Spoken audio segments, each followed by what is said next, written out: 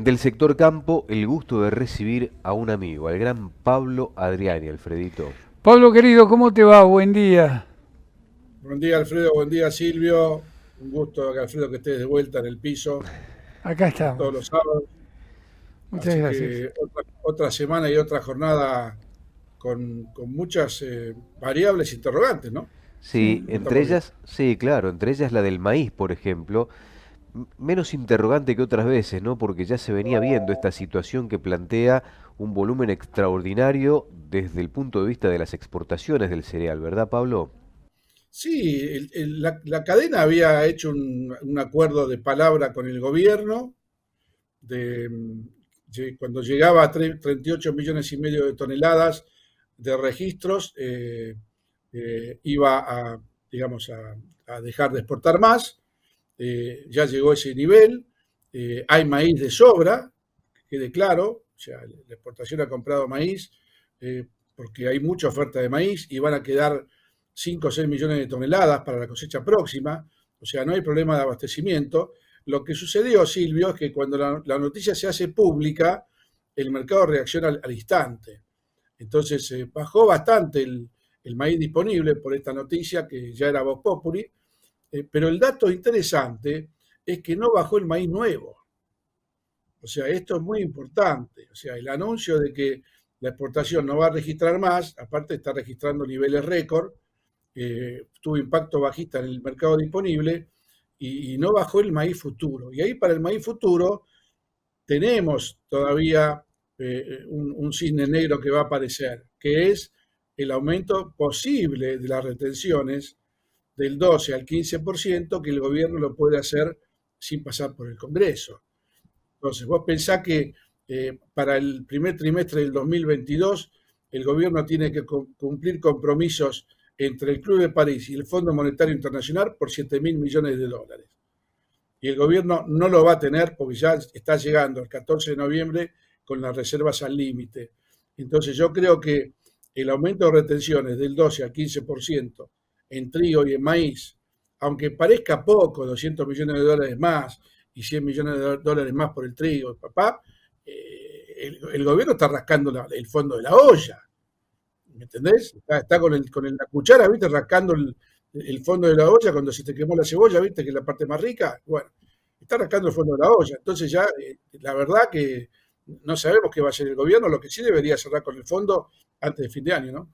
Ahora, vos fijate que vos te tuviste que volcar hacia ese tema netamente económico, ¿no? Un tema de banco central, un tema de escasez de dólares, un tema de fin de año, de deuda, de todo. Llega un momento que da la sensación como que uno se tiene que ir apartando de lo que es netamente producción, sin siquiera volcarse a esperar qué pasa en el resto del mundo, ¿no? Con el tema de los granos. Es un buen punto lo que acabas de decir, Alfredo, un buen punto. Y yo lo resumiría como que hoy la Argentina está influenciado por factores internos exclusivamente. Lo que pasa en Rusia, en Estados Unidos, en el Golfo, la evolución de la cosecha americana pasa a un segundo plano. Y eso es muy importante lo que decís, porque estamos justamente distrayendo factores de mercado que son locales y que los conocemos y que son reiterativos, porque esto no es la primera vez que pasa en Argentina. Ahora, el dato que hay que tener en cuenta es que en el mes de noviembre y diciembre ingresan todavía algunas divisas nuevas por el trigo. Entonces, digamos que el gobierno viene teniendo mucha suerte, mucha suerte.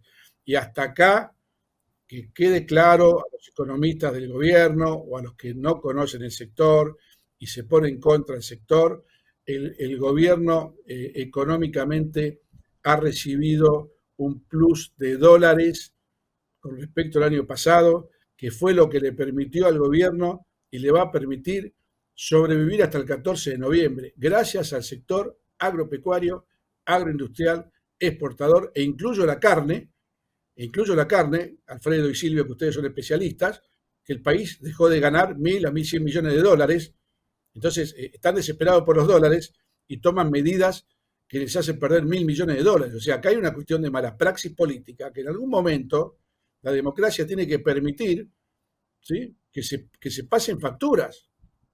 Porque no podés cometer errores tan graves que te afecta a toda la economía de Argentina y afecta a los productores, a los frigoríficos.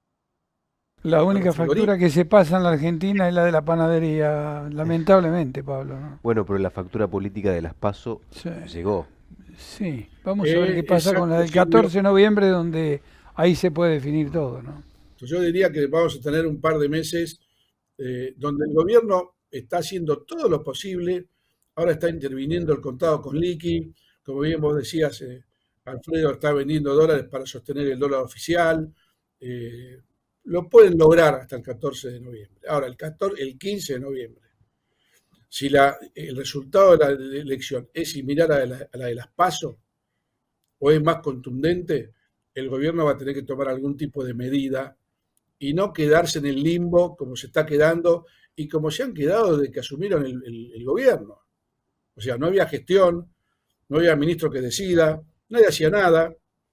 O sea, todo es como que se arregla solo, ¿viste? Y bueno, esto no se arregla solo. Pablo, ¿y las liquidaciones cómo fueron el mes pasado y qué esperás de las liquidaciones del sector de aquí en adelante? Porque eso le va a permitir moverse también al gobierno desde el punto de vista de la gestión y de lo que nos pase a todos nosotros, entre otras cosas con el dólar, como vos estás marcando, donde la brecha es cada vez más amplia.